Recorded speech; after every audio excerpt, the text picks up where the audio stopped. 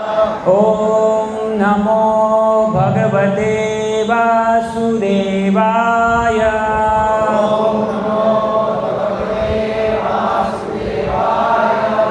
ओम नमो भगवते वासुदेवाय।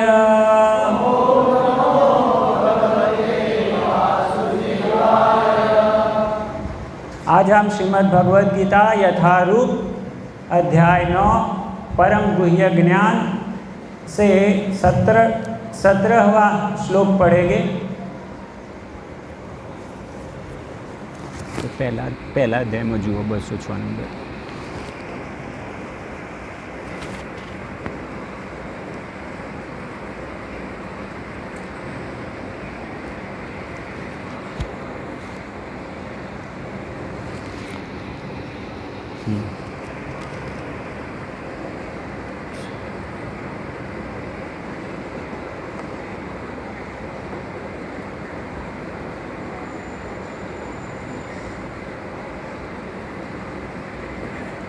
पिता अहम अस्य जगतः माता धाता पितामह वेद्यं पवित्रं ओंकार ऋक् साम यजुः एव च पितामहस्य जगतो माता धाता पितामहः वेद्यं पवित्रम् ओंकार ऋक्साम यजुरेव च पितामहस्य जगतो माता धाता पितामहः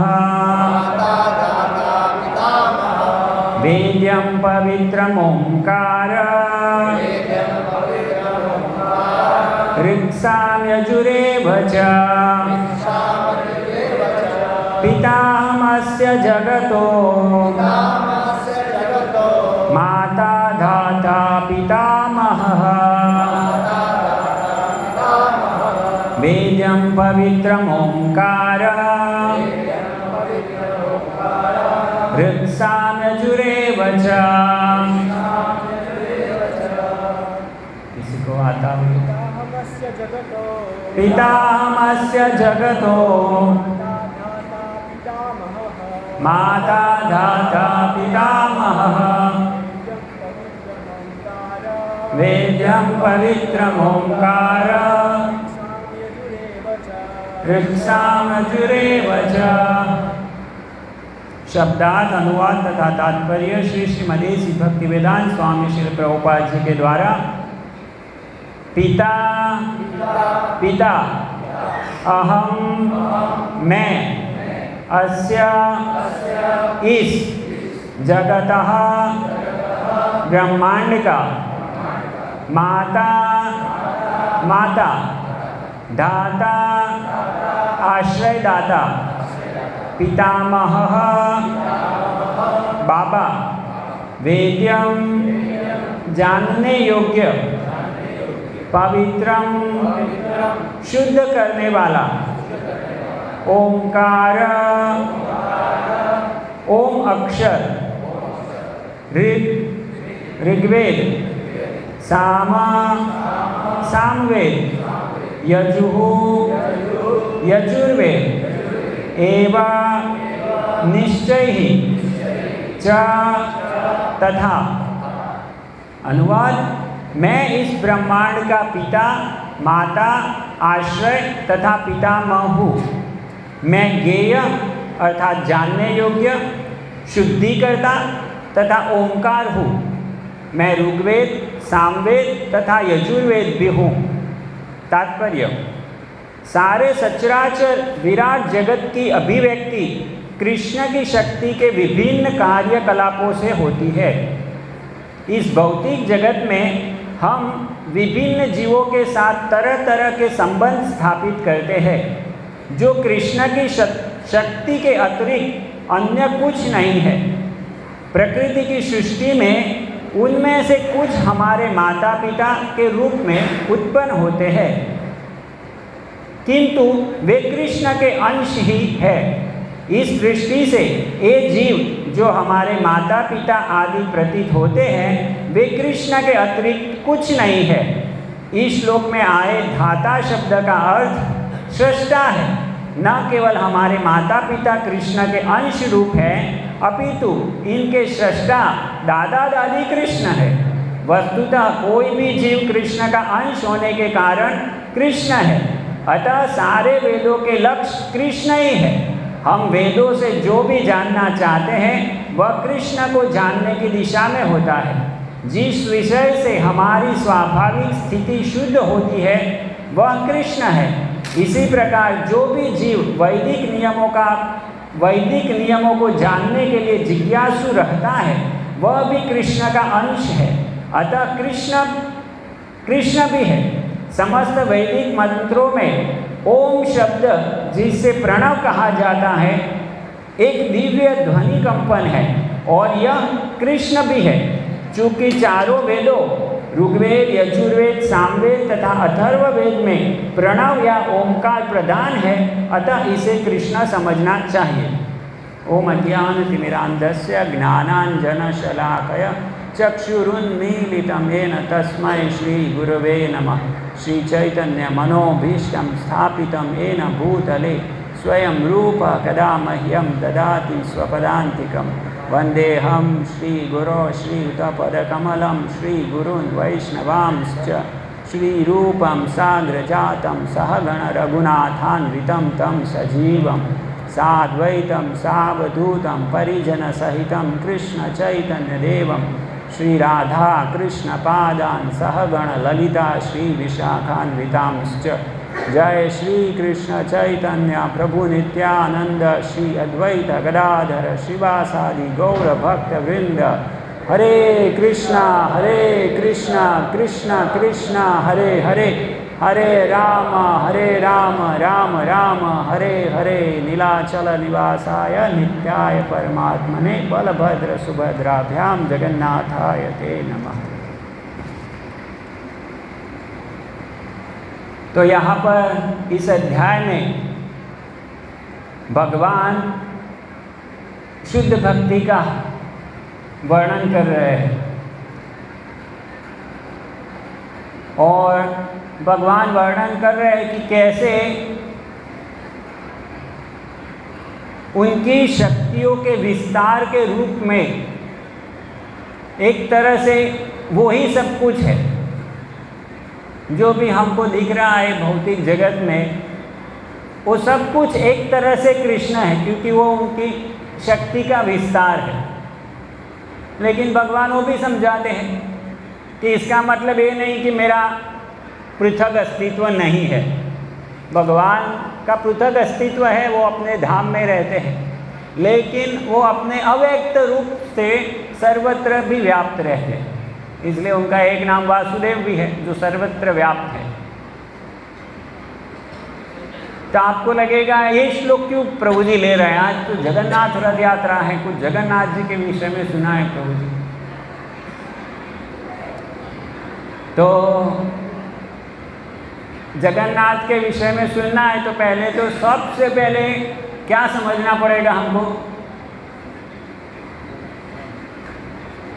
जगन्नाथ शब्द समझना पड़ेगा। जगन्नाथ कौन है, नहीं तो फिर क्या हो जाएगा।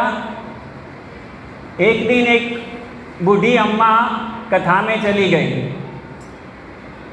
और कथा का अर्थ उनकी दाढ़ी थी थोड़ी सी, तो कथा कर रहे थे और बूढ़ी अम्मा उनको बहुत ध्यान से देख रही थी और देखते देखते बहुत भाव में आ जाती थी और कभी कभी आंसू भी निकल आते थे।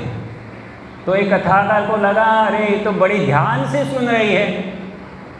तो कथा पूरी होने के बाद उनको लगा कि आपको कैसी लगी कथा, बोले अच्छी थी कथा। सबसे अच्छा क्या लगा? बोले आपकी ये दाढ़ी है ना वो। बोला क्यों, ये दाढ़ी क्यों इतनी अच्छी लगी? वो बोले कि मेरा एक बकरा था और बकरे की बिल्कुल ऐसी दाढ़ी थी, तो जब मैं आपकी दाढ़ी हिलती डुलती देखती थी तो मुझे मेरे बकरे की याद आ जाती थी। तो बोले अभी रोते क्यों थे? बोला अभी वो नहीं रहा बकरा, इसलिए मैं रोती थी। तो इसलिए अगर हम जगन्नाथ के विषय में सुन रहे हैं लेकिन जगन्नाथ नहीं समझेंगे हम कि जगन्नाथ जगत के नाथ है, जगन्नाथ वो नहीं समझेंगे तो हम जय जगन्नाथ जय जगन्नाथ जय जगन्नाथ कर रहे हैं, लेकिन कौन से जगन्नाथ को हम बुला रहे हैं पता नहीं चलेगा। इसलिए पहले धारणा स्पष्ट होनी चाहिए हमारी, हम जो भी कर रहे हैं किस धारणा के साथ कर रहे हैं। फिर ध्यान आता है, पहले धारणा फिर ध्यान और फिर समाधि होती है। हम पहले ही समाधि लगा देते हैं, अभी हमारी धारणा स्पष्ट नहीं है, आगे हम जगन्नाथ जी में डूब गए, समाधि लग गई हमारी, लेकिन आपके जगन्नाथ जी कोई और हो सकते हैं। वो निराकार ब्रह्म है, वो यहाँ प्रकट होके आया और वो आपके जगन्नाथ हो सकते हैं, तो वो तो वास्तविक समझ नहीं है। इसलिए जगन्नाथ की कथा सुनने से पूर्व हमें समझना चाहिए कि जगन्नाथ वो शब्द क्या है। एक्चुअली इसमें देखेंगे तो दो शब्द है, जगत नाथ। अभी नाथ इतना बहुत अभी तो लोग कम बोलते हैं क्योंकि लोग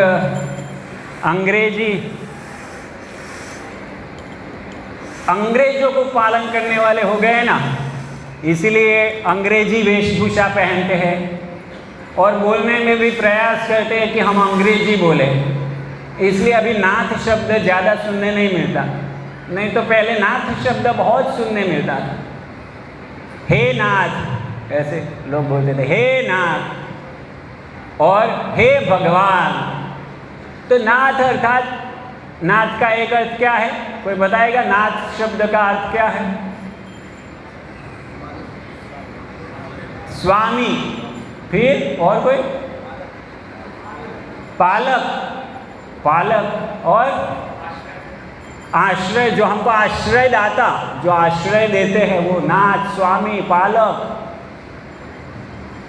तो जगन्नाथ है वो पूरे जगत के नाथ है, अर्थात जगत के पालक है, जगत के आश्रय दाता है, जगत के स्वामी है।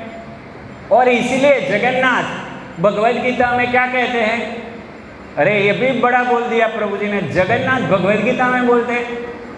तो कृष्णा ही तो जगन्नाथ है, इसलिए किसने बताई भगवद गीता? भगवद गीता जगन्नाथ ने ही बताई है, तो इसलिए क्या बता रहे हैं जगन्नाथ भगवद गीता में? भोक्तारम यज्ञ तपसाम सर्वलोक महेश्वरम सुहृदम सर्वभूतानां ज्ञात्वा माम शांतिमोक्षति। तो कह रहे सब नाथ मतलब वही भोक्ता है, वही सबके कंट्रोलर है और वही सबके सुहृद मित्र है। तो नाथ शब्द में ये सब अर्थ तो है ही, लेकिन सर्वलोक महेश्वर उससे जुड़ा हुआ है नाथ शब्द। ईश्वर अर्थात क्या? ईश्वर का अर्थ क्या होता है? नियंता, जो कंट्रोल करता है। और नाथ क्या करती है? अभी तो आपको, अरे प्रभु जी अभी तो नाथ नाथ भगवान बोल रहे थे, अभी नाथ क्या करती है बोल दिया। जो फार्मर हो, जो खेडूत है, उसको पता चल जाएगा तुरंत। अरे ये तो वो नाथ की बात कर रहे हैं जो बैलों को यहाँ लगाते हैं। सुना है कभी बैलों को नाथ लगती है? तो नाथ क्या करती है? बैल को पकड़ के रखती है। तो जगन्नाथ भी पूरे विश्व को कंट्रोल में रखते हैं, इसलिए सर्वलोक महेश्वर, सबको कंट्रोल करने वाले जगन्नाथ। तो ये भी एक अर्थ है नाथ का कि वो कंट्रोलर है सबके कंट्रोलर है। लेकिन कोई कोई लोग मानते हैं, कोई कोई लोग नहीं मानते। चैतन्य चरितामृत में एक श्लोक आता है, केहो माने केहो ना माने सब तार दास। तो कोई कोई तो मानते, कोई कोई नहीं मानते, लेकिन है तो सब उनके ही दास। ये ना माने तार होय से ही पापे नाश। तो जो नहीं मानते वो उनको नहीं मानने के कारण क्या होता है, उसका सत्यानाश हो जाता है। तो नहीं मानते तो ऐसे कैसे हो जाएगा। नाथ शब्द के दो अर्थ है ना, स्वामी भी है, पालक भी है। पूरे जगत के पालक वो ही है।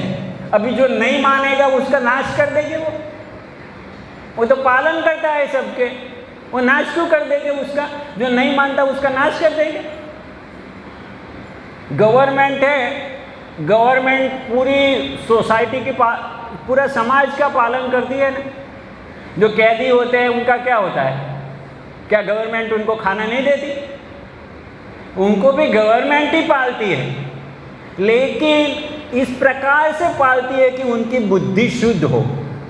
तो ऐसे ही जगन्नाथ भी जब यहाँ हम सुनते हैं कि उसका नाश हो जाएगा, तो वो नाश होने में कभी कभी पैसा भी दे देते हैं। जैसे कल परसों प्रभु जी बता रहे थे ना,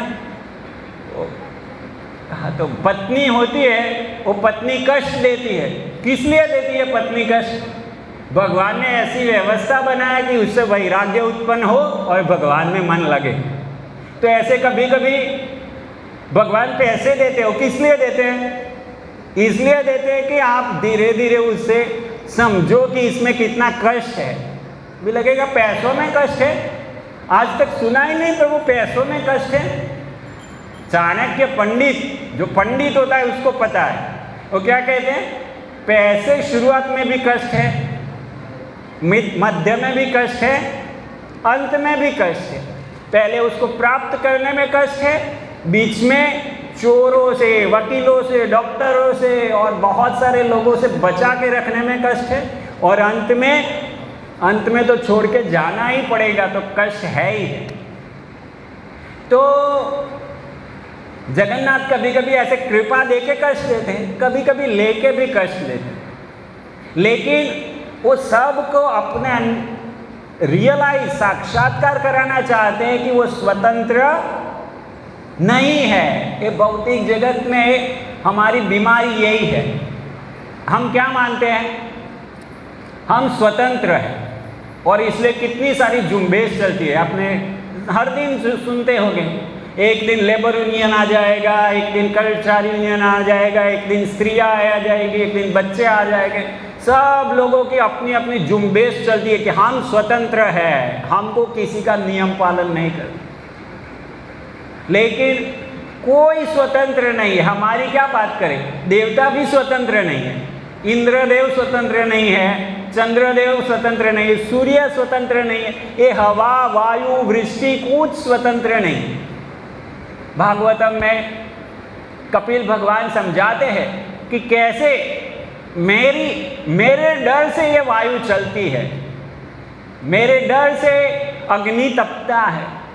तो ये सब स्वतंत्र कोई नहीं है, देवता भी नहीं, तो हम क्या स्वतंत्र हो सकते। लेकिन ये नहीं समझने के कारण हम नाथ बोलते हैं, लेकिन कभी साक्षात्कार नहीं करते कि हम स्वतंत्र नहीं है, और इसलिए हम क्या बने रहते हैं। जिसका नाथ नहीं उसको क्या कहेंगे, अनाथ। तो हम अनाथ है। अगर हमारा नाथ नहीं है तो हम अनाथ है। भले ही हमारे पास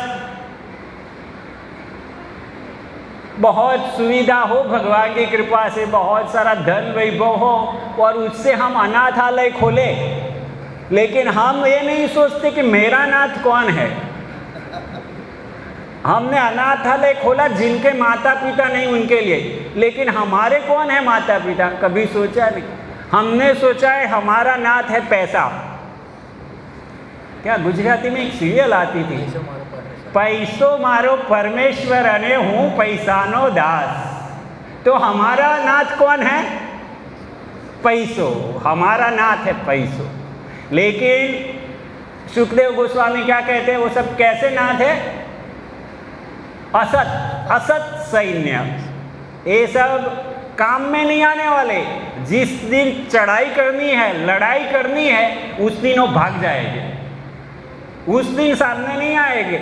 इसलिए जगन्नाथ हमारे पर कृपा करके हमको समझाते हैं, कभी प्रेम से समझाते हैं, कभी थप्पड़ मार के समझाते हैं। अरे क्यों अनाथ की जैसे घूम रहे हो, इतना कष्ट क्यों भुगत रहे हो, आ जाओ मेरे पास, देखो कितना सुख है। तो ये जगन्नाथ शब्द का अर्थ है कि दुनिया में लोग भगवान को नहीं स्वीकार करके अनाथ की भांति घूमते रहे और वो कभी सुखी नहीं होते। उनको लगे कि वो सुखी है, लेकिन ये चिंताएं, ये परेशानियां और सबसे बड़े दुख जन्म मृत्यु जरा व्याधि से कभी नहीं छूटते।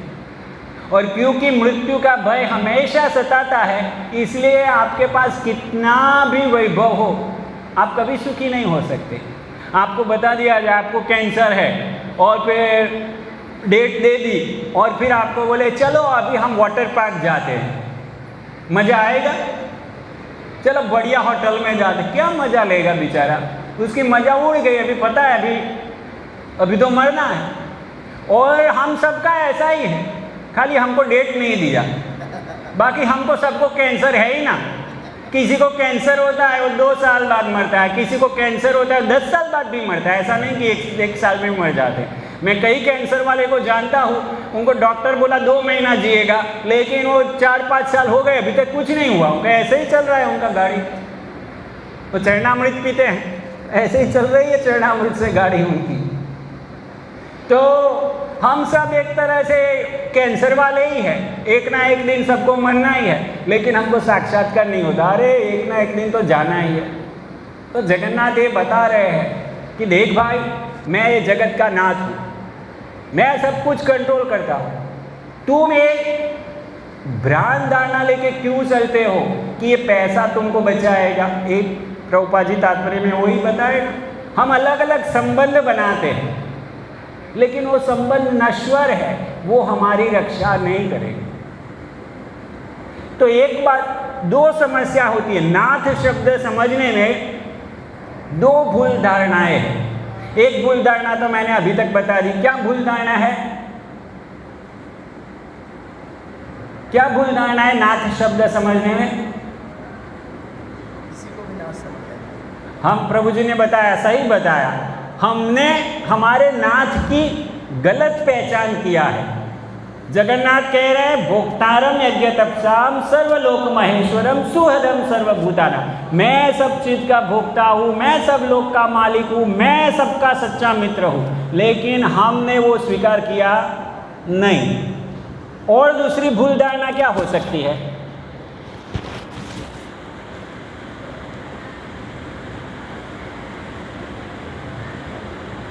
नाथ शब्द से और भूल धारणा क्या हो सकती है? इससे ही संबंधित है, थोड़ा इधर से इधर करना है। यही श्लोक, यही सब कुछ। अनाथ सनाथ, अनाथ से सनाथ, अनाथ से सनाथ बनना है, वो तो बात आ गई, इसमें ही आ गई कि हमने गलत नाथ की पहचान कर लिया, तो सही पहचान करेंगे तो हम सनाथ हो जाएंगे। लेकिन दूसरी एक चीज़ है, ऐसी ही है, उसमें हम अपने आप को अनाथ नहीं समझते, अपने आप को ही नाथ समझते हैं कि मैं ही नाथ हूँ, मैं ही स्वामी हूँ सबका, मैं लोगों के भोक्तारम यज्ञ तपसाम सर्वलोक महेश्वरम सुहृदम सर्वभूतानां।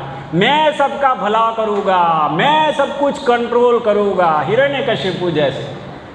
तो खुद किसी के कंट्रोल में नहीं रहना है, लेकिन पूरे विश्व को कंट्रोल करना है, ये दुर्भावना, वो नाथ की दूसरी भ्रांत धारणा है। मैं समझता हूँ मैं ही नाथ हूँ, लेकिन वो चलेगा नहीं, क्योंकि वो वास्तविकता नहीं है। हम नाथ है नहीं, तो हम किसी का क्या भला कर सकते हैं? हम किसको कंट्रोल कर सकते हैं?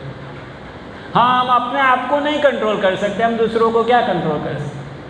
तो इसलिए नाथ शब्द से दो भूल धारणाएं हो सकती है। एक तो हम कोई भी चीज़ को नाथ मान लेंगे, या तो फिर हम अपने आप को नाथ मान लेंगे। तो जब भी जगन्नाथ बोले हम, तो ये विचार आना चाहिए, भाई मैं जगन्नाथ बोल रहा हूँ, जगन्नाथ जगन के नाथ है, उनको पुकार रहा हूँ। मैं नाथ नहीं हूँ, वो नाथ है, और दूसरे सब नाथ नहीं, वो नाथ है, तो मैं नाथ के पास जाऊँगा। और इसलिए जब रूप गोस्वामी और सनातन गोस्वामी चैतन्य महाप्रभु से मिले, तो एक लंबी सी प्रार्थना किया, बहुत सारी, और उस प्रार्थनाओं में अंत में उन्होंने एक श्लोक बोला। वो श्लोक यमुनाचार्य बोलते हैं स्तोत्र रत्न में, भवन्तमेवानुचरन्त निरन्तरं, भवन्तमेवानुचर निरन्तरः प्रशांत निशेष मनोरथांतरः, कदाहम एकांतिक नित्य किंकर प्रहर्षयिष्यामि सनाथ जीवितम। तो ये बहुत ही सुंदर श्लोक है, मैं अनुवाद पढ़ता हूँ, सुनिए। आपकी निरंतर सेवा करने से मनुष्य सारी भौतिक इच्छाओं से मुक्त हो जाता है। तो अगर कोई भगवान की सेवा करता है तो उसकी भौतिक इच्छाओं चली जाती है, और फिर क्या होता है, पूर्ण शांति प्राप्त करता है। अशांति का कारण क्या है, हमारी भौतिक इच्छा है। वह समय कब आएगा जब मैं आपका नित्य दास बनूंगा और ऐसा योग्य स्वामी पाकर सदैव प्रसन्नता अनुभव करूंगा। तो गोस्वामी कह रहे हैं कि कब ऐसा दिन आएगा कि मैं समझ जाऊंगा। दूसरा एक श्लोक है, उसमें कहते हैं, कामादिना कतिना कतिदा पालिता दुर्निर्देशा। मैंने क्या किया है, काम आदिना मतलब काम, क्रोध, लोभ, मोह, मद, मत्सर्य, उनका क्या किया, दुर्निर्देश पालन किया। उन्होंने जो भी निर्देश दिए उसका मैं पालन करता गया, और उससे क्या हुआ, न तृप्ता, कोई शांति हुई नहीं, हृदय में कुछ शांति नहीं हुई। कितनी काम वासना, पहले तो बेघर मैं घूम रहा था, अपना घर हो गया, अपनी गाड़ी हो गई, पहले नौकरी करता था, अभी अपनी दुकान हो गई, बड़ी फैक्ट्री हो गई, बच्चे हुए, बच्चों की शादी हो गई, बच्चे विदेश चले गए, अभी पैसे बहुत हो गए, लेकिन अभी भी खाली खाली है। क्यों खाली है, क्योंकि जिसके नाथ नहीं वो कुछ भी कर ले वो कभी संतुष्ट होगा नहीं। अनाथ बच्चा कैसे घूमता है, कुछ भी हो आप उसको अनाथालय में डालो, लेकिन अनाथालय में क्या होता है, अनाथालय में वो रेक्टर होते हैं, गृहपति होते हैं, नहीं तो एक व्यक्ति होता है, वो उसकी देखभाल करते हैं। लेकिन कैसे देखभाल होती है, ऐसे कॉमन बच्चे की तरह ही होगी। एक माँ बाप होते हैं, कैसी पर्सनल केयर करते हैं, ऐसी केयर नहीं हो सकती। ऐसी केयर तो उसकी होगी जो भगवान की शरण में जाता है। जो भगवान की शरण में नहीं जाता वो अनाथ है, भले ही उसने दूसरी कोई भी शरण ग्रहण की हो, चाहे वो देवताओं की शरण में गया हो, चाहे वो कोई सिद्ध योगी महात्माओं की शरण में गया हो, चाहे पॉलिटिशियन की शरण में गया हो। पॉलिटिशियन कितने साल हमारी रक्षा कर सकते हैं, 5 साल, 10 साल, 15 साल, कितना साल हमको प्रोटेक्शन देगा, और प्रोटेक्शन देंगे उसमें भी क्या प्रोटेक्शन दे सकते हैं।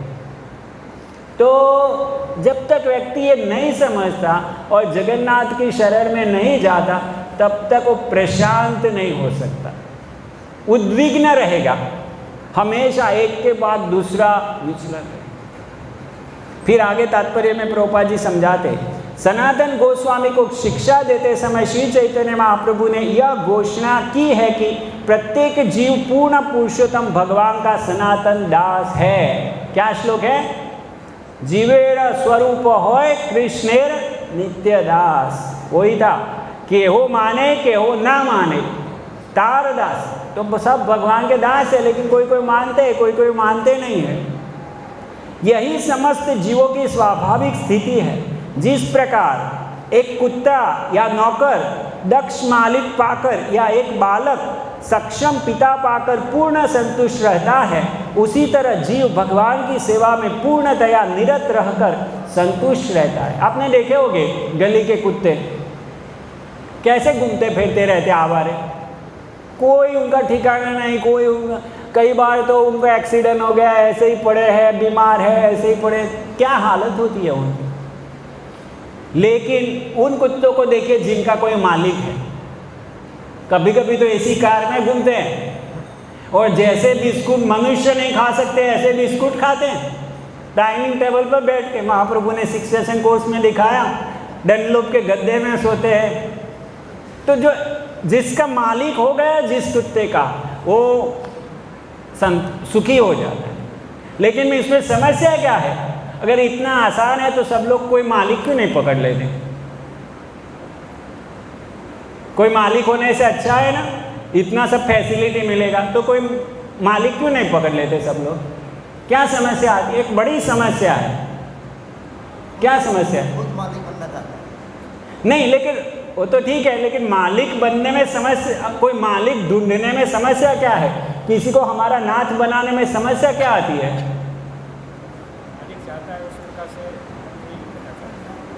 तो जब तक बैल को नाथ नहीं लगी, बिंदास घूम सकता है कहीं पर भी, उसको कोई कंट्रोल नहीं कर सकता। जब नाथ लग जाती है, फिर छोटा बच्चा, नंदग्राम है, नंदग्राम में मैं देखता हूँ छोटे बच्चे इतनी सी डंडी लेके हाथ में, कुछ नहीं है तो वो घास चारा है, घास चारा का तिनखा लेके ऐसे चले गए, वो बेल कुछ नहीं करता, क्योंकि इसको पता चल गया नाथ लगी है, थोड़ा खींचा तो बहुत दर्द होगा। तो लोग स्वतंत्रता नहीं छोड़ना चाहते। बहुत खुशी है, सुख है, लेकिन अपनी स्वतंत्रता छीन जाती है, वो पसंद नहीं है। मैं अपनी मर्जी से जीना चाहता हूँ, मुझे क्यों कोई टोकता रहे? इसलिए मैं ट्रेन नहीं होना चाहता हूँ, ट्रेनिंग प्रशिक्षण नहीं लेना चाहता हूँ, मैं बिंदास जीना चाहता हूँ। और यही समस्या है नाथ ढूंढने में। कभी कभी आपने सुना होगा, पति को भी नाथ कहते हैं, पति को भी नाथ कहते हैं ना। पहले तो स्त्रियां ऐसे ही बोलती थी, नाथ क्या क्या पकाना है आज, ऐसे ऐसे उद्गार देती थी, नाम नहीं बोलते थे। अभी तो पता नहीं, लेकिन पहले ऐसे नाथ बोलते थे स्त्रियां पति को। तो वो कितना उनको संरक्षण प्रदान होता था, जिनके पति है जिन स्त्रियों के, उनको कितना संरक्षण मिलता था, कोई टेंशन नहीं है, सब कुछ पति कर देते और कोई आंख ऊंची करके देख नहीं सकता। लेकिन जिनके पति नहीं है उनको बहुत समस्या, शुरुआत में समस्या नहीं दिखती है, लेकिन थोड़े समय बाद जब उम्र हो जाती है और माता पिता चले जाते हैं, फिर पता चलता है। जब तक पिताजी है तब तक कुछ समस्या नहीं होगी, लेकिन जब पिता चले गए और भाई की शादी हो गई और भाभी आ गई और फिर भाभी बोलती है इनको क्यों हम घर में रखें, भगाओ इनको, तो फिर समस्याएं शुरू हो जाती है। कहाँ जाए? स्त्री अकेली कोई नहीं रखना चाहती और सब लोगों की कुदृष्टि उसके ऊपर पड़ती। तो स्वतंत्र हो गए, लेकिन अभी देखो संरक्षण छूट गया। तो दो चीज़ें हैं, संरक्षण, स्वतंत्रता। स्वतंत्र व्यक्ति को कौन संरक्षण दे सकता है? हिरण्यकश्यपु स्वतंत्र होना चाहता था, बच पाया? कितनी तपस्या किया, कितना बड़ा वरदान लिया, ब्रह्मा जी आए लेकिन ब्रह्मा जी भी रक्षण नहीं कर पाए। और प्रहलाद इतना छोटे बच्चे थे और सब कुछ उनके ऊपर प्रयोग कर दिया, जहरीले सांप डाल दिए, बड़ी चट्टानों पर फेंक दिया, पागल हाथी के नीचे डाल दिया, लेकिन कुछ नहीं हुआ। क्यों? क्योंकि वो स्वतंत्र नहीं थे, उनके कोई नाथ थे, स्वामी थे, स्वामी के अंडर में थे, और स्वामी उनको प्रोटेक्शन दे रहे। तो स्वतंत्रता और संरक्षण, हमको स्वतंत्रता चाहिए तो संरक्षण जाएगा, और संरक्षण चाहिए तो स्वतंत्रता जाएगी। हम सोचे हम संरक्षित भी रहे और स्वतंत्र भी रहे, हमको गुरु से दीक्षा भी लेनी है, लेकिन हमारा जो स्वतंत्र स्वभाव है, अपने मन में आए ऐसे सब कुछ करना, तो वो नहीं चलेगा। वो आप दिखावे के लिए दीक्षा ले सकते हैं, लेकिन आप स्वतंत्र रूप से कार्य करते हैं तो इसका मतलब है आप दीक्षित होते हुए भी दीक्षित नहीं है। गुरु करना आजाद ऐसा नहीं कि कोई फॉर्मालिटी करना, बस हमारे गुरु हो गए, हमने कंठी पहन लिया है, हमने गुरु किया है, देखो हमारी कंठी है। नहीं, कंठी होने से काम नहीं बन सकता। गली के कोई कुत्ते को बेल्ट डाल देने से खाली काम नहीं बनेगा। वो बेल्ट डालने वाला मालिक के कंट्रोल में वो होना चाहिए, तभी उसका रक्षण होगा। बेल्ट डाल के वो घूमता रहेगा तो ऐसे नहीं चलेगा। तो ऐसे संरक्षण और स्वतंत्रता दो साथ में नहीं जा सकते। आपको स्वतंत्र होना है, आप संरक्षण खोएंगे, और संरक्षण चाहिए, स्वतंत्रता खोएंगे। लेकिन ये दोनों में से संरक्षण में रहना अच्छा है, क्योंकि उसमें हम स्वतंत्रता खो के भी स्वतंत्रता मिलती है।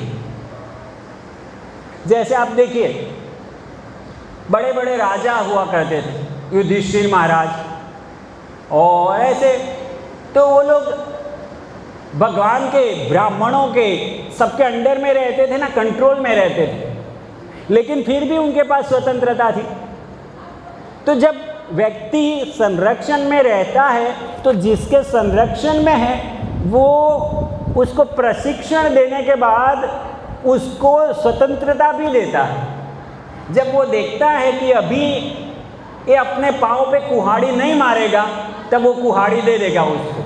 लेकिन जब तक उसको पता है कि मैं कुहाड़ी दूंगा तो वो उसके पाँव पे लगाएगा, तब तक वो कुहाड़ी नहीं देते। जैसे छोटे बच्चे हैं, कभी कभी खेत में जाते हैं पिताजी के साथ, आपको ये सिनारियो पता नहीं, पता होगा नहीं होगा, लेकिन जो छोटे बच्चे खेत में जाते हैं पिताजी के साथ, तो कभी कभी पावड़ा उठा लेते हैं, लेकिन पिताजी क्या करते हैं, उनके हाथ से पावड़ा छीन लेते हैं, क्योंकि उनको लगता है अभी उसके ही पाँव पे लगा देगा ये। लेकिन जब वो पिताजी के अंडर में ट्रेन होता जाता है, होता जाता है, होता जाता है, वही पिताजी उसको एक दिन अभी चलाओ तुम, और स्वतंत्र, कब वो नहीं होने से भी वो काम करता है।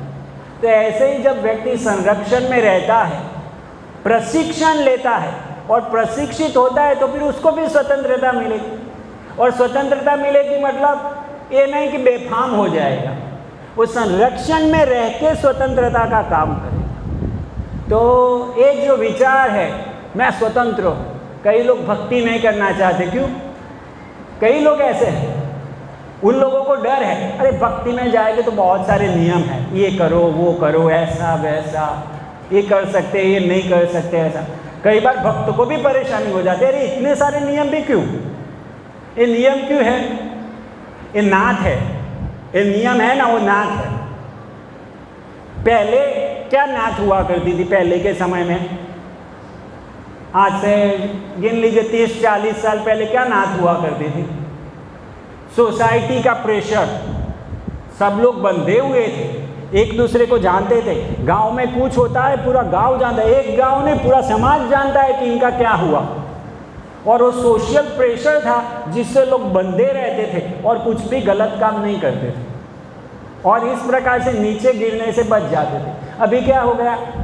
सब कुछ टूट गया है, लोग एक दूसरे को के साथ जो संबंध है सब टूट गए, गांव भी टूट रहे हैं। पहले जो समाज हुआ करता था वो अभी कहाँ रहा है, सबके अपने अपने जीवन हो रहे हैं। और इसलिए हम देखते हैं कि लोग स्वतंत्र होते जा रहे हैं, और जो लोग गांव का समाज छोड़ के शहर में आए वो तो और भी स्वतंत्र हो गए। अभी गांव वाले कुछ देखने वाले नहीं हम शहर में क्या कर रहे हैं। शहर में उनके लड़का लड़की कुछ भी व्यवहार कर रहे हैं, कहीं पर भी किसी से भी शादी हो, गांव वाले कहाँ देखने आने वाले? गांव में समाज के बाहर कोई लड़का लड़की शादी करता तो पहले ऐसा था कि नाक कट जाएगी हमारी। अभी लड़के लड़की शहर में रह रहे हैं और क्या कर रहे हैं, कोई फर्क नहीं पड़ रहा। लेकिन क्या हमको क्या लग रहा है, इसका कोई फर्क नहीं पड़ रहा। सेई पापे होय नाश, ये सब पाप है और उसके कारण नीचे जाएंगे। ऐसा नहीं है कि कोई नहीं देख रहा, देख रहा है, जगन्नाथ देख रहा है, कितनी बड़ी बड़ी आंखें, देखा तो सब कुछ देख रहे हैं हम क्या कर रहे हैं। तो पहले सोशल प्रेशर था, लेकिन अभी सोशल प्रेशर नहीं रहा, समाज टूट गए। तो हमको, अगर हम बुद्धिशाली है, हमको ये दिख रहा है कि भाई ऐसा तो नहीं होना चाहिए, तो हमको ऐसी कोई सोसाइटी का भाग बनना पड़ेगा जहाँ हमको नाथ लगे, हम कंट्रोल में आए, नहीं तो हम बेफाम हो जाएंगे, अंत में जाके गड्ढे में गिरेंगे। तो इसलिए ज़रूरी है कि हम भक्तों के समाज में हो, कोई ना कोई सोसाइटी में तो रहना ही चाहिए, और बाकी सब सोसाइटी में रहेंगे तो क्या फ़ायदा होगा। कई सोसाइटी ऐसी होती है, उनके नियम ही ऐसे होते हैं कि बेफाम जीवन जीना। ऐसे बहुत सारी ऐसी सोसाइटी है, श्री और ऐसे, जहाँ यही सिखाया जाता है इंद्रिय भोग करो ज़्यादा, इंद्रिय भोग से ही आपको भगवान मिल जाएंगे। तो फिर ऐसी सोसाइटी का भाग बनने का कोई मतलब नहीं है। तो हमको जो गुरु साधु शास्त्र के अनुसार जो सोसाइटी है उसमें भाग बनना चाहिए, और उसमें जो नियम होते हैं उसको पालन करने की आदत डालनी चाहिए, उससे हमारा कल्याण होता है। तो ये नियम हमको दुखी करने के लिए नहीं है, नियम हमको सुखी करने हैं। ट्रैफिक रूल है हेलमेट पहन के जाओ, किस लिए है? लोगों को सफोकेशन हो या तो हेलमेट कंपनी का मुनाफा हो, इसलिए है। हम देखते हैं कितने सारे एक्सीडेंट। ट्रैफिक रूल है कि ड्राइविंग करते समय फ़ोन पे बात नहीं करो, किस लिए? उनका लाभ है, उसमें हमारा ही लाभ है। तो ये नियम इसलिए नहीं है कि हमारा नुकसान करने के लिए नहीं है, नियम इसलिए होते हैं कि हमको सुखी करने के लिए।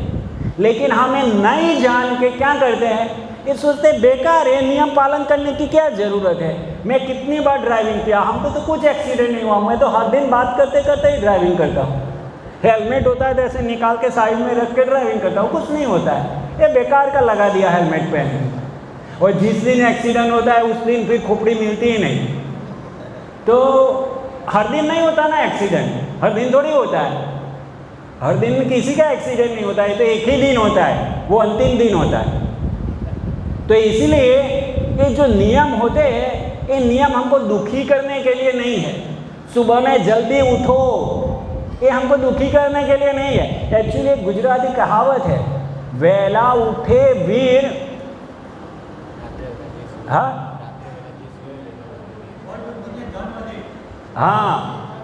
ऐसी कुछ कहावत है कि रात्रे वेला सुए वेला उठे वीर, बड़ बुद्धि विद्या वधे, सुखमा रहे शरीर। तो सुबह में जल्दी उठना वो भौतिक दृष्टिकोण से भी अच्छा है, लेकिन हमारे अंदर क्या कुंभकर्ण बैठा हुआ है।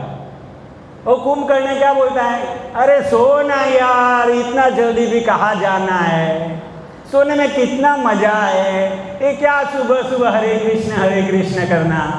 तो इसलिए हम सोते रहते हैं।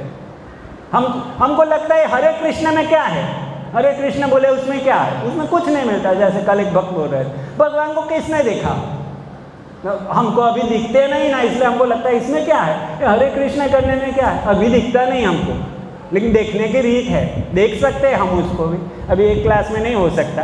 तो ऐसे ही हमको दिखता नहीं, इसलिए हम सोते रहते हैं। लेकिन वो उठने का नियम हमारे भले के लिए, जो ब्रह्म मुहूर्त में नहीं उठता उसने बहुत कुछ घुमाया है।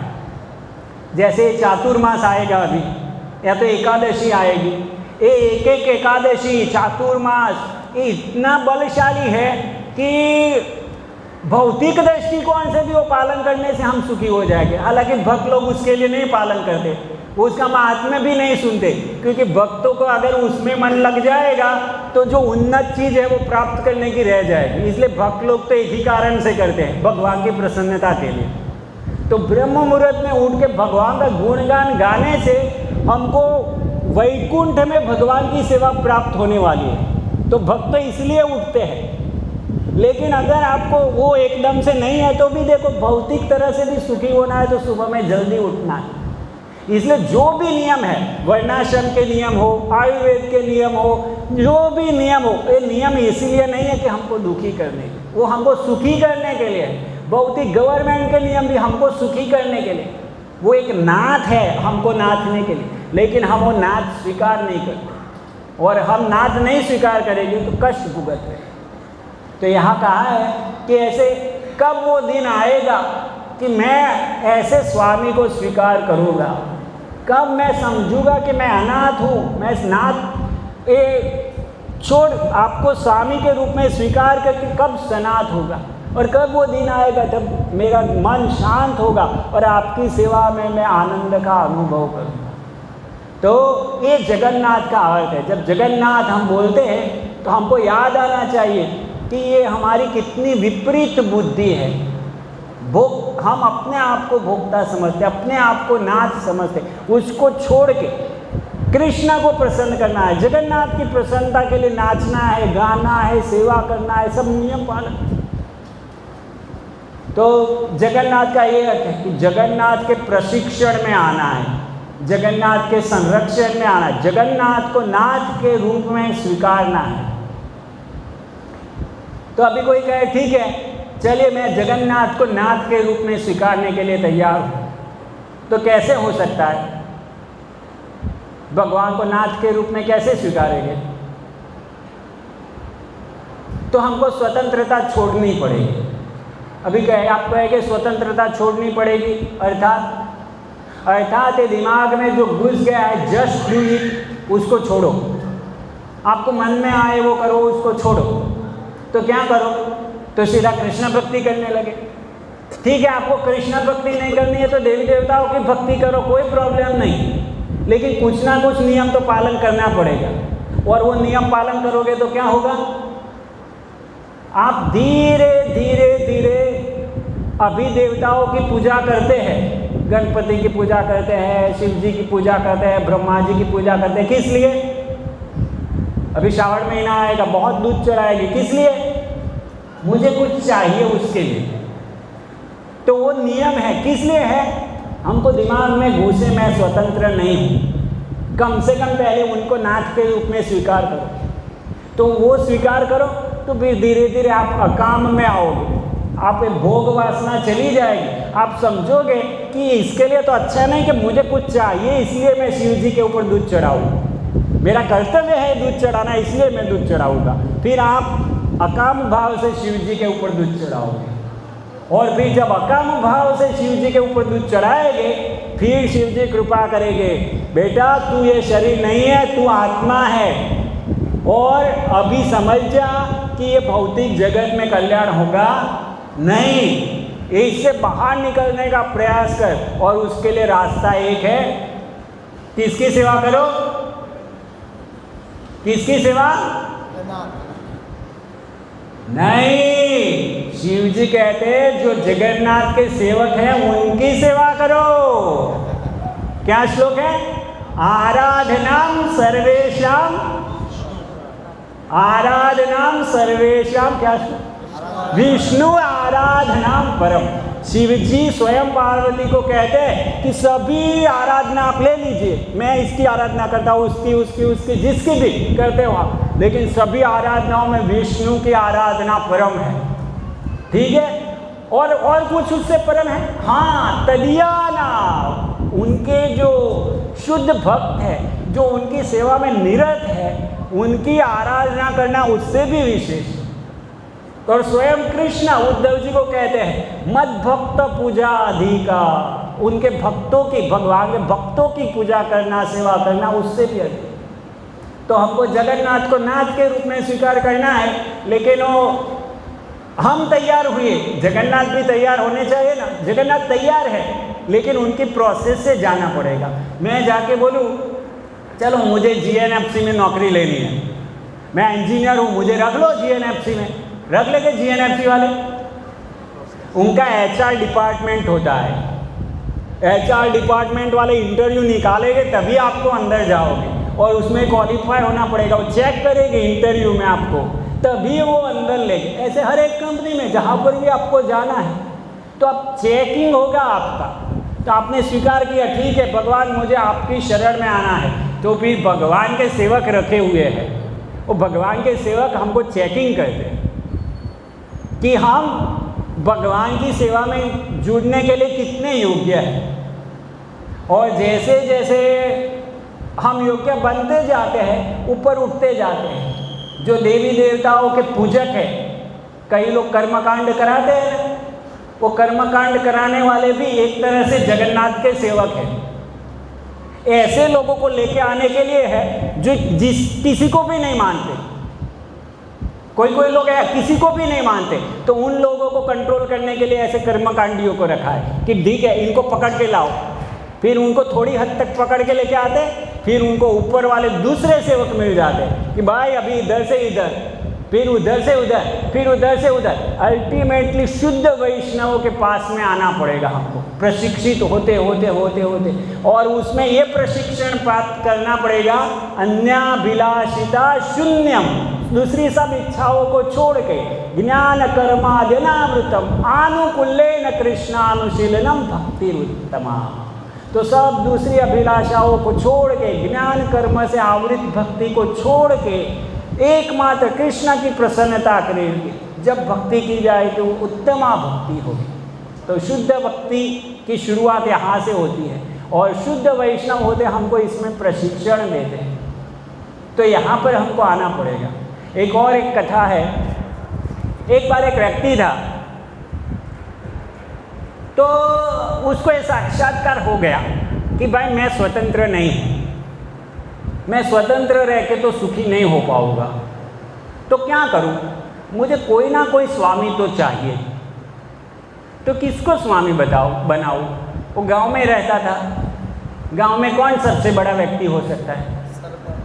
सरपंच हो सकता है। तो सोचा चलो भाई मैं सरपंच को ही मेरा स्वामी बना देता हूँ। सरपंच की सेवा करने लगा। सरपंच उनकी सेवा से बहुत प्रसन्न हो गए और हमेशा उसको अपने साथ में रखने लगे। तो एक दिन किसी कार्यवश मामलतदार उधर आ गए। सरपंच के ऊपर कौन होता है? मामलतदार ही होते हैं ना शायद। तो वो आ गए उधर। तो सरपंच देख के खड़ा हो गया उनकी सीट में से और वो मामलतदार की सेवा करने लगा। तो व्यक्ति को लगा अरे मैं तो सोचता था सरपंच ही सब कुछ है, लेकिन ये सरपंच का भी कोई बॉस है। तो फिर उन्होंने पूरी पूछताछ किया और पता चला कि अरे ये तो मामलतदार उनका बॉस है। तो सोचा मैं इसकी सेवा क्यों करूँ, चलो मामलतदार की सेवा करता हूँ। मामलतदार की सेवा में लग गया और फिर आगे थोड़े दिन बाद वो मामलतदार के सब जगह में घूमने लगा। एक दिन मामलतदार को बुलाया। किसने बुलाया? कलेक्टर ने बुलाया अपनी ऑफिस में। तो ये भी गया मामलतदार के साथ कलेक्टर की ऑफिस। अरे इनको भी किसी का आदेश पालन करना पड़ता है, कोई बुलाता है तो जाना पड़ता है। तो मतलब इनके ऊपर और कोई कलेक्टर को देखता है, आश्चर्यचकित हो जाता है। वो कलेक्टर की सेवा में लग गया। तो थोड़े दिन बाद कलेक्टर की सेवा किया। बाद में कलेक्टर अर्थात कर इकट्ठा करने वाला, पहले के समय में कलेक्टर ये होते थे, कर इकट्ठा करने वाले। तो राजा ने बुलाया कलेक्टर को। तो वो गया राजा के पास। तो इसके साथ साथ नौकर भी गया और उसने देखा रे तो राजा सबसे महान है, ये पूरा राज्य तो राजा के अंडर में चलता है, ये सब आके अपना कर राजा को देते हैं, तो मैं राजा की सेवा करता हूँ। तो राजा की सेवा करने लगा। और राजा का नियम क्या था? हर एकादशी को मंदिर में जाना है, भगवान की सेवा करना है। हर दिन नहीं जाते थे, वो एकादशी को जाते थे। हर दिन घर में ही करते थे सेवा पूजा। तो एकादशी आई, एकादशी को मंदिर में चले राजा, ये भी गए। अभी राजा मंदिर में जाके अपना मुकुट साइड में रख के भगवान को दंडवत प्रणाम किया और भगवान की सेवा पूजा किया। लगा अरे राजा भी इनकी सेवा करते हैं। तो फिर राजा को पूछा उसने, अरे आप भी इनके वश में? तो बोला मैं क्या, पूरा जगत उनके वश में है, इसलिए उनका नाम क्या है? जगन्नाथ। तो उसने उस दिन से जगन्नाथ की सेवा में लग गया। और भी विचार है, जगन्नाथ की सेवा में डायरेक्ट नहीं लग सकते। फिर जगन्नाथ की सेवा करनी है तो क्या करना पड़ेगा? जगन्नाथ के सेवकों के अंडर में रहना पड़ेगा। जगन्नाथ की सेवा डायरेक्ट नहीं होगी ना। उधर गए जगन्नाथ की सेवा करनी है तो जो जगन्नाथ के पुजारी है उनके ट्रेनिंग में रहना पड़ेगा, सीखना पड़ेगा जगन्नाथ की सेवा कैसे होती है। तो इस प्रकार से ट्रेनिंग में वो लग गया और फिर जगन्नाथ की सेवा करने लगा। तो ये वास्तविकता है। हमको स्वतंत्रता वाला विचार तो छोड़ ही देना पड़ेगा। मैं स्वतंत्र नहीं हूँ, कोई भी स्वतंत्र नहीं है। प्राइम मिनिस्टर भी स्वतंत्र नहीं है, राजा भी स्वतंत्र नहीं है, ब्राह्मण भी स्वतंत्र नहीं है, पुरुष भी स्वतंत्र नहीं है, स्त्रियां भी स्वतंत्र, कोई स्वतंत्र नहीं है सोसाइटी में। ये भ्रांत धारणा है कि मैं स्वतंत्र हूँ, तो वो छोड़ दे हम और शरणागत हो जाए कि हाँ प्रभु अभी मैं समझ लिया। अब क्या क्या वो कामादि नाम श्लोक में आगे क्या कहते हैं? त्वाम नियुंक्ष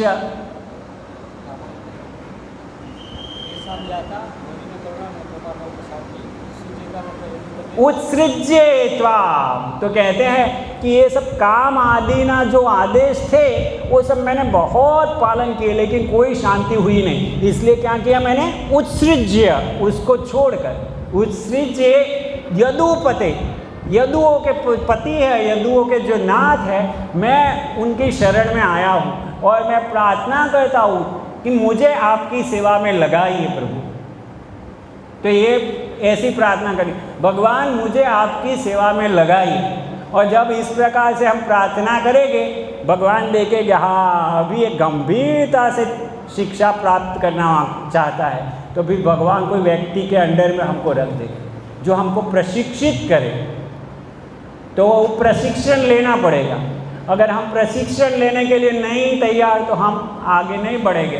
जगन्नाथ का प्रोटेक्शन हमको नहीं मिलेगा, हम अनाथ के अनाथ बने रहेंगे, हम कभी सनाथ होंगे नहीं। और जब तक सनाथ नहीं होते शांति, तो सौभाग्यवश यहाँ जो भी आते हैं, मैं कुछ दिन से आया हूँ और मैं देख रहा हूँ कि यहाँ अच्छी ट्रेनिंग होती है। प्रभु जी खास करके डीटी वर्शिप में भी मैं देखा, जप में भी देखा, कई मंदिर होते हैं। मैं लास्ट संडे को भी बताया था, कई मंदिरों में, कई सेंटरों में लोग आते हैं और जाते हैं, बस डोनेशन देते, बस काम हो गए, आप डोनेशन देते रहो, यहाँ हम भंडारा चलाते रहेंगे और काम चलता रहेगा। कोई ट्रेनिंग नहीं है। लेकिन यहाँ अच्छी ट्रेनिंग हो रही है सभी विस्तारों में, सभी तरह से। ऐसे नहीं कि आपको एक ही बाजू ट्रेन किया जाए। पुस्तक वितरण आपकी ट्रेनिंग हो रही है, डीटी वर्शिप आपकी ट्रेनिंग हो रही है। यहाँ जो डीटी वर्शिप सिखा रहे हैं ना प्रभु जी, जो स्टैंडर्ड फिक्स किए, सेवा विलास प्रभु को बुलाया था, आपने देखा कोर्स कराया उधर। सब भक्तों को सबको नहीं पता होगा, लेकिन कोई कोई भक्त जानते हैं कि कोर्स कराया सेवा विलास प्रभु के पास, और उन्होंने जो बताया उसको प्रैक्टिकली इम्प्लीमेंट करने का प्रयास कर। और वो जो नियम है वो डीटी वर्शिप कोर्स में भी कई नियम तो इसमें से नहीं बताते। तो आपकी इतनी अच्छी ट्रेनिंग हो रही है, आप बिना कोर्स किए वो सीखने को मिल रहा है कि भगवान की सेवा कैसे कर सकते हैं। आप कई बार जाएंगे कोई दूसरी जगह में, आप देखेंगे अरे ये ऐसे कर रहे हैं, वो उनको आचमन कैसे करना, आचमन किए बिना ये नहीं कर सकते, आचमन किए बिना ये नहीं कर सकते, नहाए धोए बिना ये नहीं कर सकते, वो सब कुछ पता ही नहीं है। तो आपकी इतनी अच्छी ट्रेनिंग हो रही है, कई मंदिरों में ब्राह्मण दीक्षित भक्तों को भी पता नहीं होगा, इतनी अच्छी ट्रेनिंग हो रही है आपकी। तो इसको अधर्म दूसरी तरह से नहीं लीजिए कि यहाँ बहुत सारे नियम है, दूसरी जगह में तो छूट छाट है। नहीं, वो छूट छाट है, ऐसा नहीं समझिए कि दोनों समान है। कभी समान होता है? मैं फल खा के एकादशी कर रहा हूँ, दूसरा निर्जला एकादशी कर रहा है, क्या दोनों का न्याय समान होगा? मैं 1 माला कर रहा हूँ, कोई 16 माला कर रहा है, दोनों समान होगा? कुछ समान नहीं होता। ये यथा माम प्रपद्यन्ते ताम तथैव भजाम्यहम्। आप जितना पालन करेंगे उतना भगवान आपको रेसिप्रोकेट करेंगे। नहीं पालन करेंगे तो आप क्या लाभ होगा? धीरे धीरे ऊपर उठेंगे, और आज नहीं तो कल नियम पालन करना पड़ेगा। नियम पालन किए बिना कोई भगवत धाम जाने वाला नहीं है। कोई कहेगा कि मैं जैसे जी रहा हूँ ऐसे जीऊँगा और मरने के बाद मैं भगवत धाम चला जाऊँगा, ऐसा नहीं होगा। तो इसलिए जो प्रशिक्षण आपको मिल रहा है बहुत सारी चीज़ों में, मैं तो सब जगह में घूम रहा हूँ, मैं देख रहा हूँ, तो ये जो प्रशिक्षण यहाँ मिल रहा है ऐसा कहीं नहीं है, सभी तरह से। तो उसको अदरवाइज नहीं लीजिए कि इतने यहाँ बहुत सारे नियम हैं, वो लोग तो ये नियम पालन करते नहीं, वो लोग तो ये नियम पालन, जो नहीं करते उन्होंने अभी पूरी तरह से नाथ को स्वीकार किया नहीं, वो नाथ उन्होंने डलवाई नहीं है। तो आपको नाथ डल रही है तो अच्छा है। नाथ जब लगती है ना, आप कभी देखा नहीं होगा, नाथ जब लगाते हैं बैल को, वो नाथ लगाते हैं तो इधर नाक के नीचे होल करना पड़ता है उसको, और उसमें से रस्सी पसार करते हैं। तो आसान नहीं होता बैल को नाथ डालना, वो बहुत ही मुश्किल काम है। उसके एक्चुअली वो प्रैक्टिकली संभव नहीं, व्यक्ति बौखला जाएगा। तो हमारे साथ भी ऐसा होता है, हम कुछ गलती करते हैं और हमको कुछ बताया जाता है, हमको बुरा लग जाता है। हम ट्रेन होने के लिए तैयार नहीं, प्रशिक्षण नहीं लेना है हमको, नाथ नहीं डलवानी हमको। लेकिन नाथ नहीं डलवाएंगे तो हमको प्रोटेक्शन भी नहीं मिलेगा, हमारा संरक्षण भी नहीं होगा, हम स्वतंत्र बने रहेंगे। तो ये पहले बहुत कॉमन था, सबको पता था, हे नाथ आप ही कंट्रोलर है, आपके बिना कौन है हमारा, ऐसे प्रार्थनाएं बहुत कॉमन थी।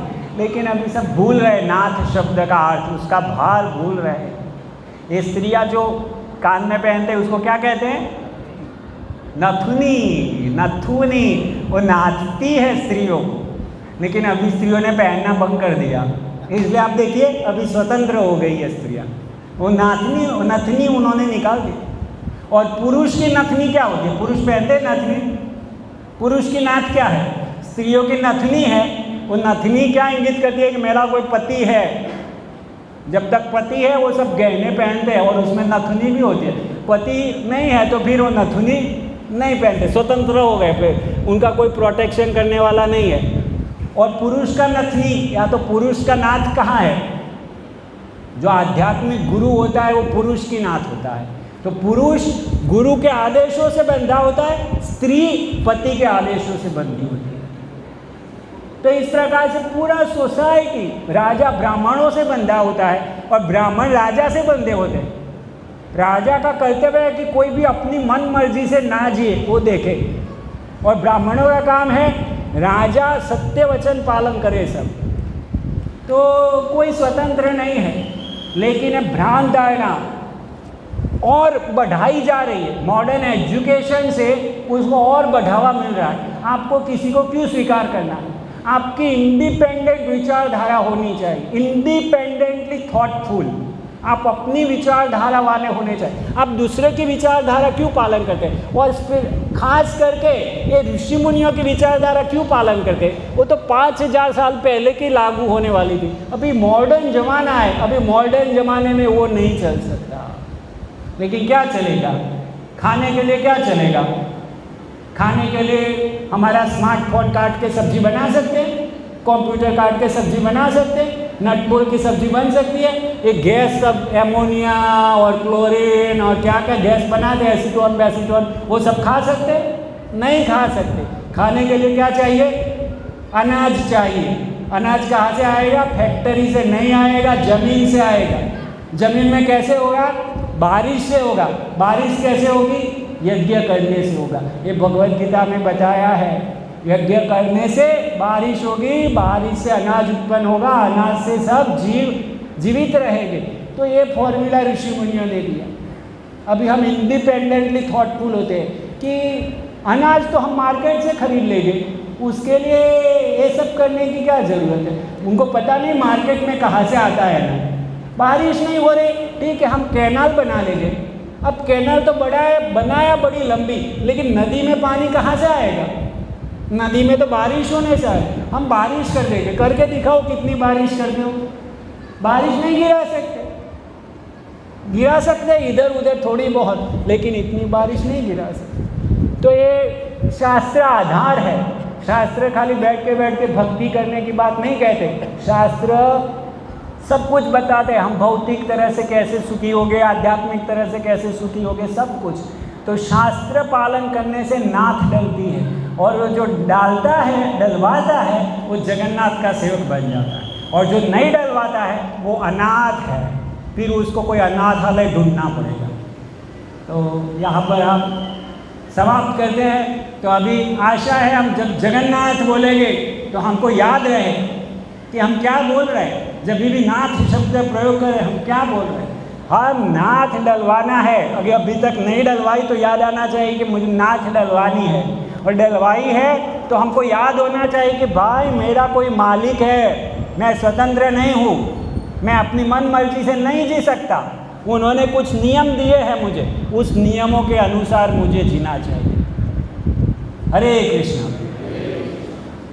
श्री जगन्नाथ बलदेव सुभद्रा महारानी की जय। श्री जगन्नाथ रथ यात्रा महामहोत्सव की जय। श्रील प्रभुपाद की जय। गौर प्रेमानंदे।